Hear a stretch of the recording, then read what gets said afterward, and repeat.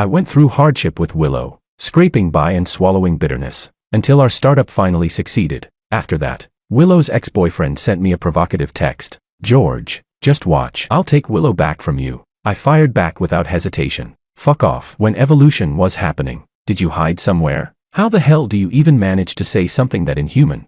What I never expected was this. He wasn't the only one who slipped through evolution's net. Another surviving freak was right there beside me. Chapter 1. A week before the wedding. I happened to scroll past Willow's ex-boyfriend's Instagram. In the photo, Willow and him stood facing each other, hands clasped together. The caption read, "We've always loved each other." I stared at my phone, completely stunned. 5 minutes later, Willow replied under that post, "I am willing to be passionately entwined with you for a lifetime." The official announcement was pretty romantic. If I weren't Willow's husband-to-be, I immediately called Willow. She hung up. Right after that, a message popped up on my phone. "In a meeting, do not disturb." I suddenly remembered that morning, when she told me she had a very important project today and asked me not to bother her. Now it seemed that project really was important, at least a multi-hundred million in-bed project. I sat frozen on the couch, my mind completely blank. An hour later, Willow finally called me back. Her tone was as gentle as ever. "George, what's wrong?"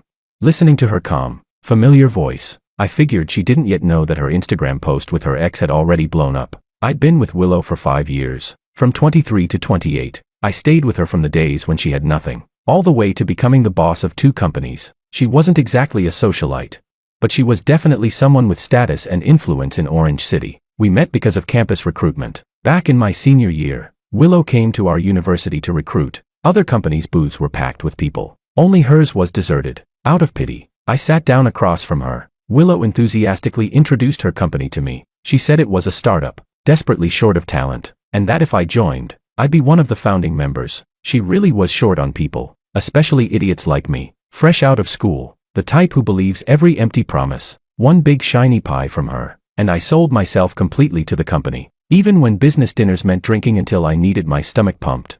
Even when revising proposals meant working until dawn. Later on, even when others offered me a high salary to poach me, I never once considered leaving. That's how I went from a clueless college graduate to the CEO of a company. As for me and Willow ending up together, that was purely an accident. 2 years ago, during a project with a government department, we were forced to drink. When I woke up, she was gently stroking my face and said, "George, let's be together." I didn't agree immediately. After all, I hadn't seen any evidence left on the bedsheets. But looking at Willow's face, so beautiful it could topple cities, I only held out for 3 days before shamefully giving in. Truth be told, Willow and I did share many good moments. We worked on proposals together, watching the sunrise over Orange City. After drinking too much at business events, we lay together on a university track field under the star-filled sky. We endured cold stares together, even being chased away by other people's bodyguards. I remember once, after entertaining clients until late at night, we passed by Orange City's People's Square on our way back. She grabbed my hand and, ignoring the shocked looks around us, lay down in the middle of the square and said to me, "George, remember my words. One day, I'll work with you right here. Our company's building will be built right here." I mocked her. "Willow, if you don't have a mirror, haven't you at least pissed recently? This is the most expensive land in Orange City, 100,000 per square meter. Just look at the 2 of us. Do we deserve it?" Willow didn't argue. She turned her head and looked at me seriously. "When that day comes, I'll buy you a luxury apartment here. It'll be a reward for staying by my side all these years, never leaving." Her focused, earnest gaze moved me deeply. I think it was from that moment on that I had already fallen in love with her. Chapter 2. The 3rd day after we slept together happened to be the company's annual gala. By then, she had already fulfilled her original promise, moving the company to People's Square in Orange City. She had also bought me a luxury apartment there as a reward. The company had grown from just the 2 of us back then to a staff of 300 today. At the annual gala, she took my hand and proudly said to everyone below the stage, "If it weren't for George, the company would have collapsed long ago. We wouldn't have today's achievements, and there wouldn't be the Willow standing here today. Let's raise a glass to George." Her words went straight to my head, but I deserved them. Over the past few years, every time she wanted to give up, I was the one who stayed by her side, helping her secure one order after another. That was the only reason the company survived.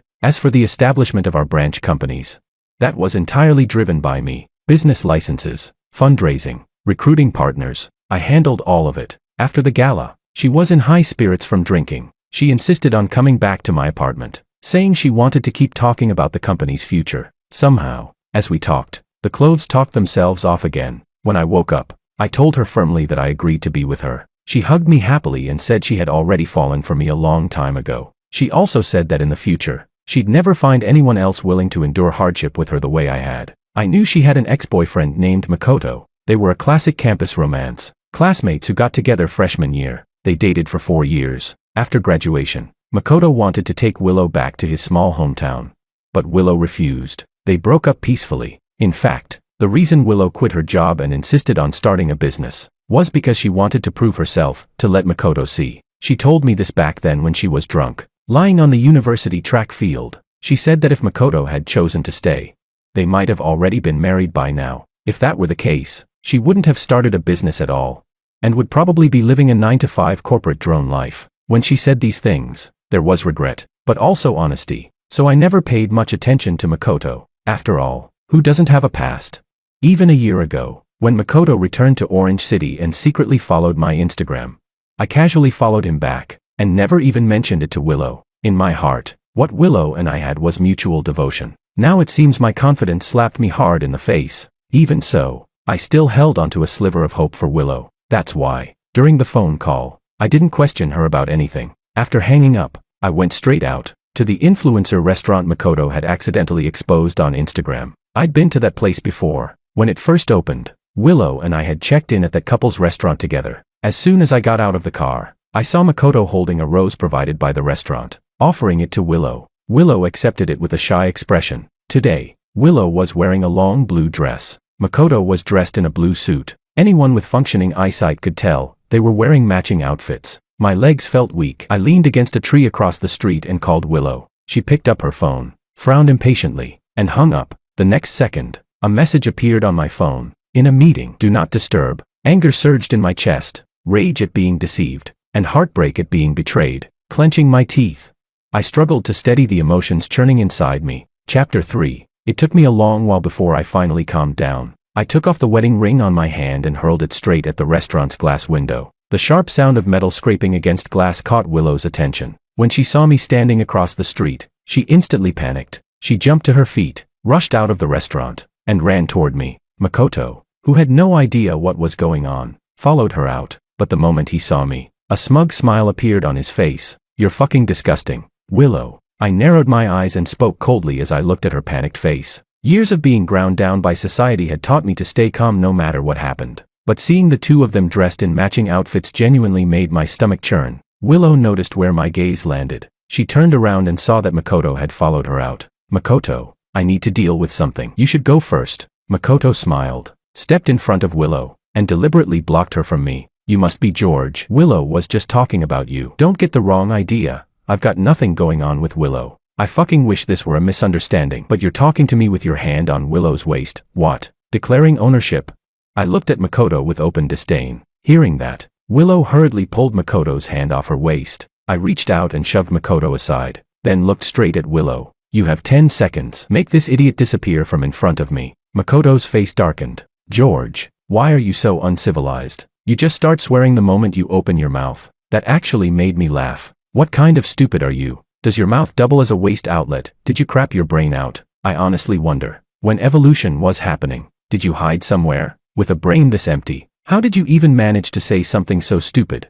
Makoto's face flushed red. He turned around and left. After he was gone, I walked back into the restaurant. Seeing Makoto's Instagram had filled me with rage. After cursing that bastard out, once the anger drained away, my stomach started hurting. I sat down in the seat Willow and Makoto had just occupied. Willow looked uncomfortable. No doubt she felt sick about it too. I didn't care. I called over a server and started ordering food. This influencer restaurant gave couples a red rose with their meal. By coincidence, it was the same server who had taken Willow's order earlier. When the server handed Willow another red rose for the second time, she froze. Her face was full of disbelief. She'd probably never seen someone pull a stunt like this before. I cut into the steak the server brought over and stuffed a big bite into my mouth. Chewing, I pointed at the rose and asked Willow, so tell me, do the two of us still have any use for this thing now? Willow pleaded softly, calling my name. George. I cut her off. Are you fucking blind? Can't you see I'm eating? Are you trying to make me throw up? Willow swallowed her words and didn't dare speak. The meal lasted a full hour. During that hour, My mind was racing nonstop, running through every detail related to divorce. I wasn't terminally ill, and my mental state was perfectly normal. If something like this is forgiven once, there will be a second time, a third time, until you're disgusted to death. There were no kids yet, and the wedding hadn't happened. Cutting things clean now was the smartest move. Our biggest entanglement was the company. I held no shares in the parent company. The branch company, however, was entirely under my name. We hadn't signed any prenuptial agreement when we got married, but there was no way I'd be dividing Willow's assets in half just because of a useless marriage certificate, while I was calculating how to split things to maximize my own interests. That disgusting woman Willow was actually worrying about how our wedding at the end of the month couldn't be affected in any way. Chapter 4. Seeing that I had finished eating, Willow finally spoke. She said, "George, I won't divorce you." I was stunned by her shamelessness. "So if we don't divorce, what, are the three of us supposed to live together? At the wedding at the end of the month, you stand in the middle and swear to both of us that you'll love both of us for the rest of your life?" Willow shook her head. "Don't talk nonsense. Anyway, I'm not divorcing you. Fuck. It turns out that when someone like me, who still has a moral bottom line, argues with a beast like her, I'm the one who loses out." Looking at Willow with her head lowered, silently crying, I asked, "Tell me then, when did you two get back together? Before we registered our marriage, or after?" After a long silence, Willow finally replied in a low voice, "We didn't get back together." "Didn't get back together?" I sneered. "Then what are you two, using each other? Or do you just enjoy messing around with some plants to bring a bit of fresh air into our marriage?" Used to being in a position of authority, Willow was pushed by my aggressive questioning. Her expression shifted from guilt to anger. In the end, she still forced herself to suppress it. "George, you're not calm right now. Let's talk about this in a couple of days." I nodded and agreed. Anger had already taken the high ground. My IQ wasn't coming back online anytime soon. I needed to calm down, sort out what belonged to me, and make sure Willow didn't end up benefiting from this. On the way home, Willow kept trying to explain, but she really had no standing to do so. After hesitating again and again, she ultimately said nothing. When we got home, I went straight into the bedroom. Not long after, Willow, dressed in pajamas, pushed the door open and looked at me pitifully. I shoved her straight back out and said, "Willow, we've been together for 5 years. Do you really think I, George, would drink someone else's dirty dishwater?" The temper she'd been holding back since getting caught finally exploded. "George, why do you talk so disgustingly? Makoto would never talk to me like this." I laughed. That part one really can't compete with Makoto on. He doesn't have to give anything, just say a few sweet words, and you're already like a dog, sticking your tongue out and licking him. Willow's face turned ashen. She couldn't refute it. After all, my contributions over the years were real and undeniable. I slammed the bedroom door shut in rage. From outside the door came Willow's voice, over and over again, saying she was sorry. Leaning against the door, my chest hurt so badly I could barely breathe. 5 years of memories kept flooding my mind. Back at campus recruitment, when I signed my name on the contract, she clenched my hand and said, "George, we'll definitely become the best partners." When we were drunk, lying together under the stars, she said, "George, one day we won't have to humble ourselves, drinking our way through business dinners." The morning after that one-night stand, she held me and said, "George, companionship is the longest confession of love. I'll stay by your side for the rest of my life."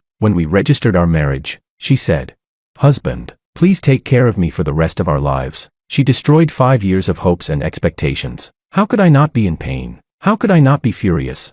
Just as my anger gave me a splitting headache, Makoto sent me a private message on Instagram. He said, "George, Willow has always been unwilling to make our relationship public. Do you know under what circumstances that Instagram post was made?" The moment I thought about how, after we had already registered our marriage, she and Makoto were still sleeping together, my stomach twisted violently. Great. Those two idiots finally managed to make me sick enough to throw up. I fell ill that very day. Maybe out of guilt. Maybe as some kind of atonement. Willow took care of me day and night without even changing her clothes. She even swore her loyalty to me and blocked all of Makoto's contact information. But watching the constant message notifications flashing on her phone, I knew those messages had to be from Makoto. Chapter 5. By the third day of lying at home, Makoto finally lost his patience and sent me a message. "George, I never meant to steal Willow from you. Was it really necessary to make her delete and block me?" I couldn't be bothered to reply. When he saw I wasn't responding, he sent another message. "Since you're being this ruthless, don't blame me for taking Willow back." And he really meant what he said. Not long after, Willow's phone rang. An unfamiliar number. The moment she answered, panic flashed across her face. She, who had been glued to my side these past few days, not leaving me for a second, suddenly stood up and rushed toward the door. I turned my head and asked, "Where are you going?" She stopped in her tracks. "There's something urgent at the company. I'll go take care of it and come right back." "Okay." I let out a cold laugh. "If I say no, will you stay?" Willow hesitated for a moment, said sorry, and still left. I packed up my things as fast as I could, deleted Willow's fingerprint and face recognition access. Then I left the house. In those 3 days, I had thought everything through. There was no way I could accept a tainted Willow. Since she wanted to be a slut, I'd grant her wish. I went straight to the small apartment next to the branch office. I'd bought it purely for convenience at work, and only a few close friends knew about it. The first thing I did was contact a real estate agent and list the luxury apartment Willow had bought me as a reward. Just after settling in, David, a partner from the branch company, came looking for me. "Is it about the branch?" I asked. David nodded. "For the past year, I'd been stationed at the branch company. Apparently, Willow took advantage of my absence to roll back into bed with Makoto. But now, none of that mattered anymore. If the two of them chose to reunite, it meant both of them wanted it. Even if I stayed glued to Willow every single day, they would have found a way to get back together anyway." After finishing the discussion about the branch company, David looked at me teasingly. "You're really a workaholic. The wedding's at the end of the month. Aren't you preparing for it at all?" I shook my head. "There's no wedding." David looked up, staring straight into my eyes. "What happened? You and President Liu have been together for so many years. Don't tell me you broke up." I didn't explain the details to David. Some pain a man has to swallow on his own. Saying it out loud only makes people look down on you. "I'm saving you a gift money envelope. You should be happy." Seeing that I didn't want to talk, David didn't press further. Between friends, it's important to leave space for each other. I pushed him toward the door while saying, "Instead of gossiping here, you might as well go talk to your dad about the next round of company cooperation." After sending David off, I went back to my parents' place. At the dinner table, I told them the wedding was cancelled, and asked them to notify the relatives who had already received invitations. My dad exploded with rage. If Willow hadn't been a woman, I had no doubt my father, former military, would have beaten her half to death. My mom, on the other hand, was calm and rational. She said this was actually something to be grateful for. If the wedding had happened and there were kids involved, it would have been far messier. I was grateful for my parents' open-mindedness. They fully supported my decision to get a divorce. Chapter 6. Willow called me early the next morning. We agreed to meet at a cafe next to the company. When I arrived, Willow was already there. 2 coffees ordered, waiting for me. The moment she saw me, her face filled with hurt. "George, why did you change the password at home?" I waved my hand, not in the mood for her nonsense, and slapped the divorce agreement straight onto the table. The moment she saw it, Willow's expression turned ugly. She insisted she would absolutely not get divorced. She begged in a low voice, "George, the wedding is at the end of the month. If we cancel it now, where will both families put their faces?" I let out a disdainful snort. "Put their faces? You don't even have a face anymore. Why would you need a place to put it?"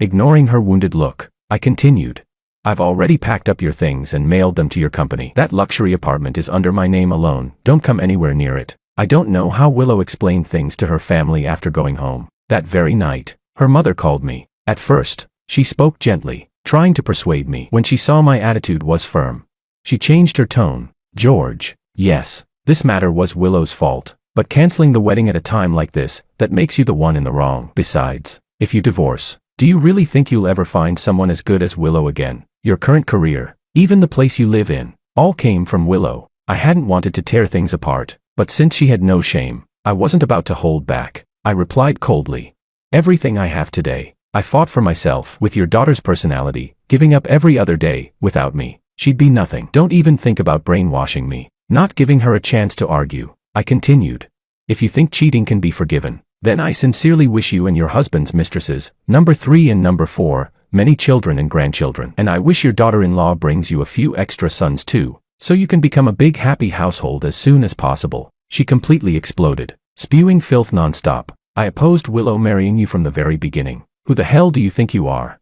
I had no desire to continue the conversation. I cursed the old hag and hung up. She'd opposed Willow marrying me back then for one simple reason. I never catered to her. When the branch company was first established, she wanted to stuff her relatives into it. Calling it using family is more reassuring. Willow acted like a quail, never once opposing her mother. When her mother looked at me with hopeful eyes, I rejected her without mercy. Later, when Willow and I were preparing to register our marriage, she came to me with an arrogant attitude and declared that if I married Willow Liu, It would count as me marrying into the family, and that our future children would take the surname Liu. Unfortunately for her, she miscalculated. There's a common trait among sons-in-law who swallow endless abuse after marriage. The old shrew is already squatting on your head taking a shit, and you're still worshipping her like your own mother. So I calmly told her, learn a bit about how to be a human being. Don't think that just because you crawled out of the mountains, you've crossed class boundaries. The prerequisite for crossing class boundaries is that you're actually a person, not a beast. From that day on, Willow's mother officially declared war on me. Chapter 7. After we got married, she would drop by my place whenever she felt like it. Looking at the housekeeper, she put on a painfully sympathetic expression. George, hiring a housekeeper costs so much money. Can't you just stay home and take care of Willow properly? Willow works so hard outside. When she saw I didn't respond, she leaned over to Willow and said, silly girl, you have to keep a close eye on men. George is out socializing all day and only comes home at night. Who knows if, after drinking, he goes to those filthy places. I looked at the silent Willow with open mockery. Since you want to play the coward, don't blame me for not holding back. I've only ever heard of women having their feet bound in the old feudal days. Did you get your cerebellum bound too, to be able to say something this idiotic? She went crying to Willow. Willow looked at me, utterly helpless. Before she could even speak, I went off on her. Did you get your damn cerebellum bound too? She says your husband is out fooling around everywhere, and you don't stand up for me. Instead, you take her side. She's your mom, not your client or sugar daddy. You don't need to spoil her like that. Willow didn't dare speak anymore. She knew full well, even combined, she and her mother weren't enough to withstand my mouth. I originally thought that after the Makoto incident, Willow and I could part ways with dignity. After all, we were both supposedly respectable people. Turns out I overestimated her. The very next day after I cursed out her mother, Willow came to the branch company. She laid it all out bluntly. Divorce was fine, but on the condition that I leave with nothing. The branch company shares would all be transferred to her as well. She also said she wanted me to return the luxury apartment she had rewarded me with back then. After saying all that, she carefully watched my expression. Seeing no reaction, she continued, George, if you agree to let the wedding at the end of the month go on as planned, we can renegotiate all of this. Looking at Willow, I finally saw her shamelessness for what it truly was. She didn't marry me because she loved me that much. She married me because I was genuinely willing to sell my life to her cause. Now that we were divorcing, she knew full well she'd never get her hands on the branch company. After all, the shares were held by me and several other shareholders, and the second branch company we were setting up had nothing to do with her either. But how she even had the nerve to demand that I leave with nothing? I seriously wondered if she was sleepwalking. Seeing that I still wasn't responding, she started trying to brainwash me. George, you know how our circle works. Men or women, who doesn't keep a few lovers on the side? But have you ever seen anyone actually get divorced over it? That was the moment I completely lost it and laughed. I asked her, Willow, back in your mountain hometown, if someone gets caught cheating, what's the punishment? Her face darkened instantly. What circle are you talking about? You're just a farmer. No one loved you. No one wanted you. Not even your own brother. A fake orphan like you. And you want to talk to me about circles? You think you're worthy? Having her old wounds ripped open, Willow looked deeply hurt. After a long while, she let out a deep breath. I've cut things off with Makoto. I won't contact him again. Is that okay? Whether she cut him off or not, I truly didn't care. Besides, just days ago when Makoto threatened suicide, wasn't she the first one to rush over? Makoto even posted online, losing you means losing the reason to live. Ha, such cheap tricks. I don't believe that someone like Willow, who survived this long in the business world, couldn't see through that. It was just that concern clouded her judgment. I commented under that post. Trash belongs with trash, bitch and dog, forever together. Wishing you happiness. I won't look anymore, afraid I'll catch stupidity. Blocked. Chapter 8. The wedding at the end of the month ultimately didn't take place as scheduled. To the outside world, Willow announced that the wedding was postponed due to work. Seeing that she was determined not to divorce, I filed a lawsuit directly with the court. That finally panicked her. She came to find me again, her posture lowered to the dust. She knelt in front of me, hugging my legs and begging, George, the day Makoto came looking for me to get back together, I drank too much, that's why I did those ridiculous things. Can you forgive me just this once? I promise it'll never happen again. I took off my pants. Hope instantly lit up Willow's eyes. Don't get the wrong idea, I said calmly. You're too filthy. Anything you've touched, I don't want any more. The pants are yours. From that day on, Willow showed up at the branch company downstairs every few days, putting on a cliched chasing the ex-husband performance. Ironically, after I blocked Makoto, he couldn't provoke me on Instagram anymore, so he changed tactics. One evening after work, I saw Willow standing in the lobby, The fresh hickeys on her neck made me want to laugh. No mirror, no piss either. Take a good look at yourself. You can't even act convincingly. Can you be any more useless? Willow looked at her neck in the mirror and went pale. From that day on, she stopped pestering me. She was probably off fighting with Makoto instead. The peace didn't last long. Soon, I received a message from Makoto. George, why don't you just go die? I fired back immediately. Because I'm not you. A grown man threatening suicide. Last time you failed. I was honestly a little disappointed. Why didn't you die for the decent people? Knowing he couldn't win against me verbally, Makoto showed up in person and asked to meet at the cafe downstairs from my company. I was actually curious to see him. After all, meeting him let me witness biodiversity firsthand. The moment we sat down, he went straight for the jugular. He said that the day he slept with Willow, she really had been drinking, but that she was the one who threw herself at him. He also said that when he returned to Orange City a year ago, it was Willow who brought him back, that she had gone on a business trip to his city and she sought him out on her own initiative. He looked at me mockingly. George, do you know what Willow said when she came to me? She said not leaving with me back then was the biggest regret of her life, that if she could go back in time, she'd give up all her current wealth and status without hesitation just to go with me, to marry me. Watching him grin smugly, I didn't know whether to congratulate him or call him an idiot. A kept pretty boy. Telling me this was true love, I spoke calmly. If Willow loves you so much, why is she dragging her feet and refusing to divorce me? Makoto's smile faded. I kept going. You're after money. She's trying to make up for her past regrets. A sponsorship arrangement so pathetic even dogs would shake their heads at it, and you managed to dress it up as love. How did you pull that off? Makoto completely lost it and blurted out. Then divorce her. If you divorce Willow and she marries me, won't we finally be legitimate? I lifted my hand and smashed the coffee cup against his head. Wanting to move up after being kept, I won't blame you for that. But how do you have the nerve to say it so righteously? You useless piece of trash. After all this time, you still couldn't secure one Willow. You're nothing but a tool for her physical needs. What are you? A male prostitute for hire? Makoto clutched his head, tears and snot streaming down his face. Watching a grown man cry like that, I was completely drained of anger. I told her to divorce you and marry me. He sobbed, but she refused. What else can I do? This idiot. Fine. I'd help him once. Helping him was helping myself. After all, I leaned in close to his ear and told him the plan I had in mind. Chapter 9. When I walked out of the cafe, I happened to see David crouched outside the window, sticking his ass out while eavesdropping. When David spotted me, his face was full of "You got to be kidding me" frustration. You can tolerate that. You should have beaten the shit out of him. I pointed at Makoto, who was still sitting there in a daze. Didn't you see his head bleeding?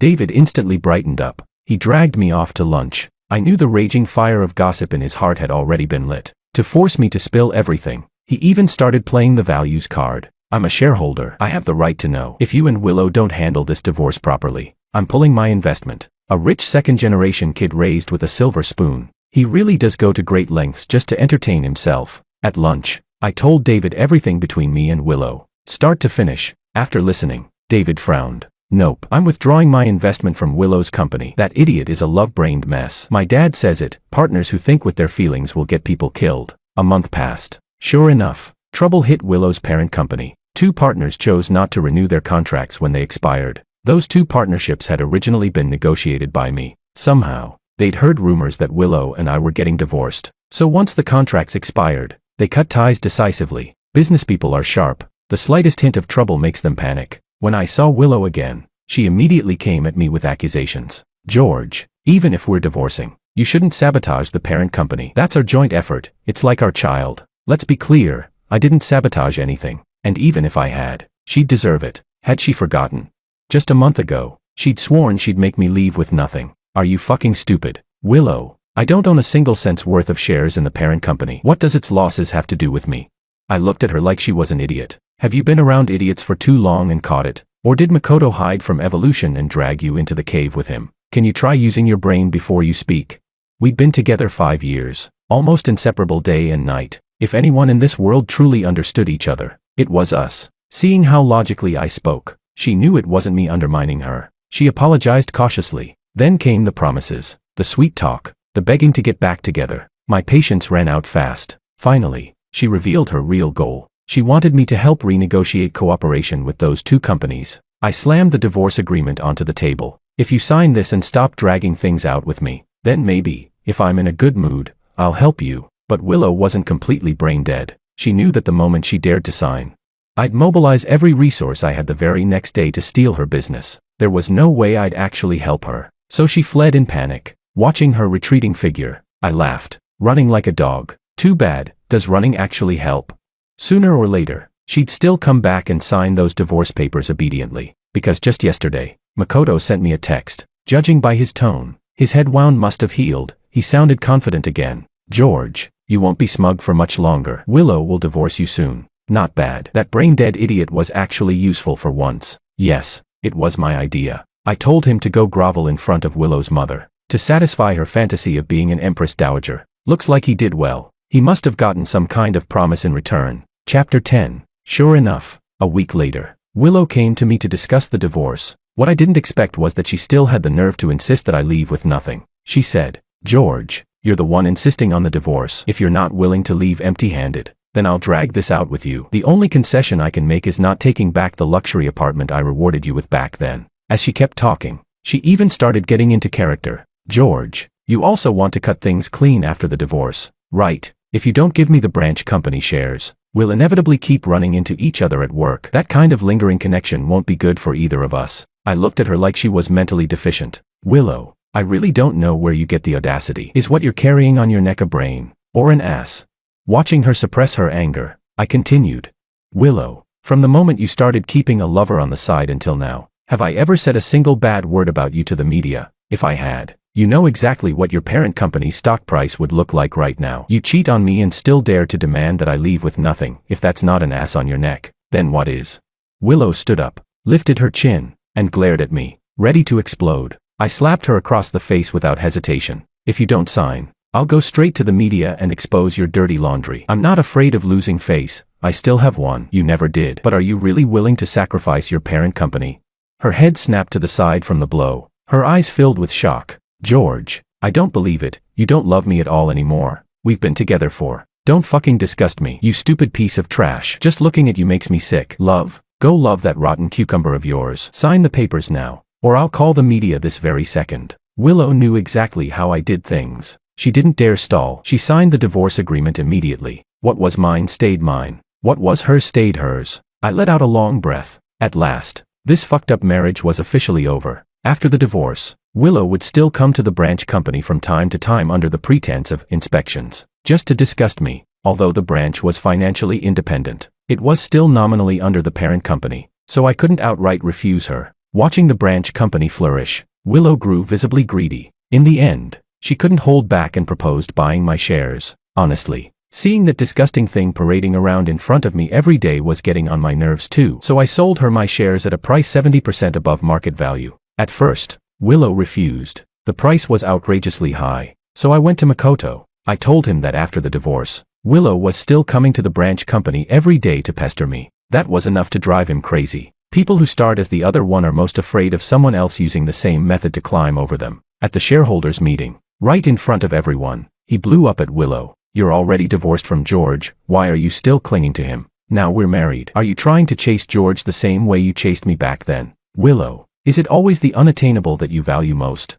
That did it. What had been carefully kept under wraps was blown wide open by Makoto at the shareholders' meeting. Willow was afraid Makoto would cause even more trouble. She was also afraid I'd sell my shares to someone else and strip her of control. She couldn't stand losing her grip on the branch company. In the end, she had no choice but to grit her teeth and buy my shares. Just like that, 3 months after the divorce, I took the money and walked away from the branch company completely, clean and whole. Chapter 11. The day after I left the branch company, I started preparing my new venture. Not long after, David showed up with a group of shareholders from Willow's former company. George, he said, I brought investors. You gonna welcome us or what?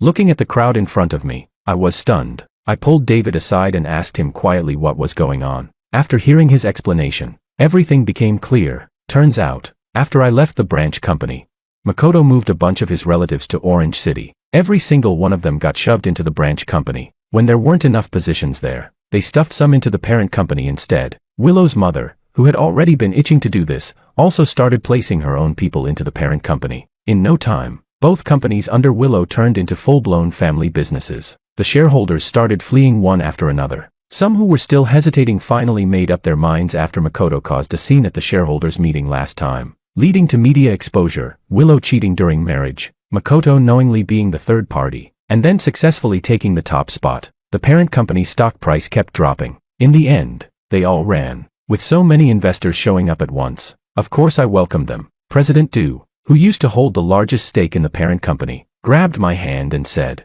"George, I'll be honest with you, I wanted to hang on a bit longer, but when I saw Willow's second uncle, the one with a literal brain thrombosis, become head of company security, every time I entered the building and he saluted me with his shaking hands, I was afraid he'd collapse on the spot. That's when I knew I couldn't stay anymore. Someone was going to die sooner or later." The shareholders burst out laughing. At the shareholders' meeting, David clenched his fist and swore to me, "George, if you don't snatch every last one of that dog woman's orders, I'll look down on you." I gave him a reassuring gesture. Of course, snatching everything was a joke. My company was just getting started, while Willow's two companies had been around for years and already had strong industry reputations. Still, through connections and sheer effort, I managed to take quite a few orders away from Willow's companies. What I didn't expect was that a year later, Willow's empire would completely implode. First came the branch company. Makoto's father, Willow's father-in-law, used his position to withhold company procurement funds. He planned to gamble big and cover past losses. Instead, 3 days in Macau became his final spree. 70 million. He burned through it in 3 days. By the time Willow found him, the man was still there, but the money was gone. To her credit, Willow didn't hesitate for a second. She sent her own father-in-law straight to jail. No matter how much Makoto fought her on it, she didn't soften. But before she could even catch her breath, Willow's younger brother followed suit and withheld procurement funds from the parent company. This one was even worse, 100 million. He'd gone to Macau with his brother-in-law's father last time, spent 3 days there, and got completely addicted. After losing the full 100 million, he showed up with his head down and confessed to Willow. Makoto stood nearby, watching coldly. He wanted to see whether Willow could really choose justice over blood. Willow had long despised her brother. Ever since he was born, she'd been invisible in that household. But Willow's mother was no pushover. That was her precious son, her lifeline. When she pressed a pair of scissors against her own throat, Willow compromised. Makoto, however, snapped. The man who had always groveled and kept his head down didn't care anymore, not even about pleasing the Empress Dowager. He lunged forward and started fighting with Willow's mother. Beating a woman wasn't hard for him, but this was still Willow's home. Willow's father and brother jumped in and beat Makoto senseless. And this time, they beat him into complete submission. Chapter 12. After that incident, Willow began a thorough investigation of both companies. Turns out the whole relatives clique was rotten to the core. Even Willow's second uncle, the one with cerebral thrombosis, would pocket a mouse every day after work. In just 1 year, 2 once profitable companies were gnawed down to empty shells by this swarm of parasites. By the time Willow gambled everything, pooling all remaining funds and trying to save the parent company with a municipal government project, she had already lost, because that project had been personally greenlit by David's father. On the day of the bidding meeting, when I shook hands with the client representative and posed for photos, Willow collapsed into her chair. As I walked out of the venue, Willow grabbed me, her eyes full of desperation. "George, just help me this once. Give me this project. I'll pay you more, okay?" I smiled and nodded at her. After all, 1 day as husband and wife earns 100 days of grace. I wouldn't just stand by and watch you die. She burst into tears on the spot. At that moment, the client representative, Dorian, walked over and looked at the two of us in surprise. "George, what's going on here?" I immediately shook off Willow's hand. "Dorian, I'd like to report something. President Liu is trying to buy this project by offering extra money. That's bid rigging, serious misconduct." Willow stared at me, completely stunned. Dorian snorted coldly. "Nonsense. President Liu, your company is hereby banned from participating in any future municipal government bids." One sentence. That was the death sentence for Willow's company. Not long after, both of Willow's companies entered bankruptcy liquidation. When the news broke, shareholders big and small wiped cold sweat from their foreheads. Thank God they ran early, otherwise they'd be getting buried with Willow right now. After going bankrupt, Willow kept showing up downstairs at my company, wandering around every day. I was so unnerved that I hired 2 bodyguards to protect me. One day, loud arguing downstairs disrupted a meeting I was in. The shareholders and I crowded by the window to look down. We saw Makoto kneeling in front of Willow, begging desperately, "Willow, please divorce me. I really can't carry this debt anymore. The money you owe, what does that have to do with me? How did it become marital debt?" Willow's face was ice cold. She didn't say a word. Before long, a gaudily dressed, overweight woman in her 50s strode over and yanked Makoto up. "Have some backbone, will you? Stop begging her. I'll pay it for you." Makoto's face lit up with joy. He followed the rich woman straight into a Maybach parked by the roadside. Willow just watched Makoto leave, her expression cold. Only after he was gone did she finally collapse on the curb, squatting down and crying uncontrollably. I was baffled. I never heard Makoto had a rich, beautiful sugar mama. David laughed darkly. Beautiful. Please. That's Makoto's new patron. Word in the circle is, she's a bit twisted. Likes people licking her toes. The shareholders shuddered in unison. I waved my hand magnanimously. What do you know? Every toe of a rich woman is an alp to Makoto. He's loving it. From that day on, Willow never appeared downstairs at my company again. I heard she sold her properties and cars, barely managing to plug the financial hole in the end. Who knows whether she still has the courage she once had, to start all over again. The next time I saw Willow was 6 months later, at David's wedding. At that moment, a floor manager in a Cheongsam, walkie-talkie clipped to her waist, caught my eye. She looked oddly familiar. When our eyes met, I finally recognized her. Willow. Half a year had passed. She looked older, and her gaze was no longer as sharp as before. Sigh. Back then, she'd sworn that even if she gave everything up and became a 9-to-5 corporate drone, she'd still marry Makoto. Looks like that vow finally came true. Looking at Willow standing stiffly at attention, I nodded. Not bad. Looks convincing. Willow's face darkened completely. Beside her, an older woman in a janitor's uniform was wiping vases at the wedding venue. When I walked over, she turned around, saw me, and her eyes lit up instantly. George, is that you? Well, I'll be damned, it was Willow's mother. Oh my, Empress Dowager, I said cheerfully. What are you doing working as a cleaner now? Inspecting the lives of the common folk. This humble subject greets your majesty. Willow grabbed her mother and fled in panic, watching their disheveled retreating figures. I couldn't help but laugh out loud.